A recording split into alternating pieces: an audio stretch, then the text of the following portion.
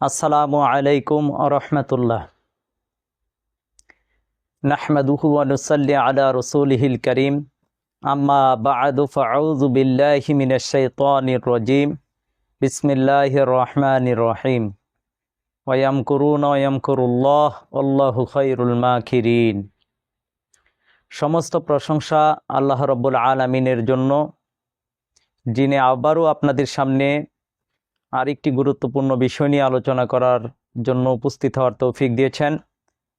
সালাতু সালাম বর্ষিত হোক বিশ্ব মানবতার মুক্তির মহান দূত রহমাতাল্লিল আলামিন নবীজির উপর, যে নবীজির আনিত জীবন আদর্শ মানা এবং না মানার মধ্যে রয়েছে জান্নাত এবং জাহান্নামের ফয়সালা। সেই নবীজির উপর দুরুদ সাল্লাল্লাহু তাআলা আলাইহি ওয়াসাল্লাম।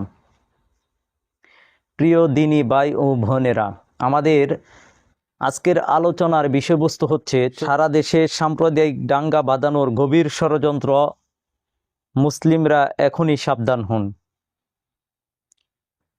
চতুর্দিকে ষড়যন্ত্র আর ষড়যন্ত্র চলছে বাংলাদেশকে নিয়ে। আপনারা জানেন, সাম্প্রতিক সময়ে বাংলাদেশকে অস্থিতিশীল করার জন্য এবং বাংলাদেশে সাম্প্রদায়িক দাঙ্গা লাগানোর জন্য একের পর এক ষড়যন্ত্র চলছে। এই তো মাত্র কিছুদিন আগেও আপনারা জানেন, নর্থ সাউথ ইউনিভার্সিটিতে অপূর্ব পাল কর্তৃক কোরআন অবমাননার যে ঘটনা ঘটেছে, পরবর্তীতে রাজধানীর ইউনিভার্সিটিতে রাসূল সাল্লাল্লাহু আলাইহি সাল্লামের অবমাননা একই সূত্রে গাঁথা।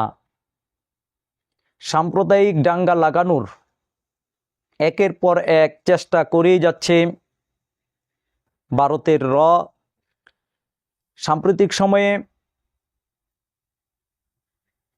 বাংলাদেশকে অস্থিতিশীল করার জন্য, বিশেষ করে নির্বাচনকে সামনে নিয়ে কিভাবে বাংলাদেশকে অস্থিতিশীল করা যায় সেই গভীর ষড়যন্ত্র চলছে। তারই ধারাবাহিকতায় আপনারা জানেন, বাংলাদেশের আন্তর্জাতিক বিমানবন্দর শাহজালাল বিমানবন্দরে যে আগুন দেওয়া হয়েছে, যেখানে হাজার হাজার কোটি কোটি টাকার মালামাল পুড়ে ছাই হয়ে গেছে, যেটি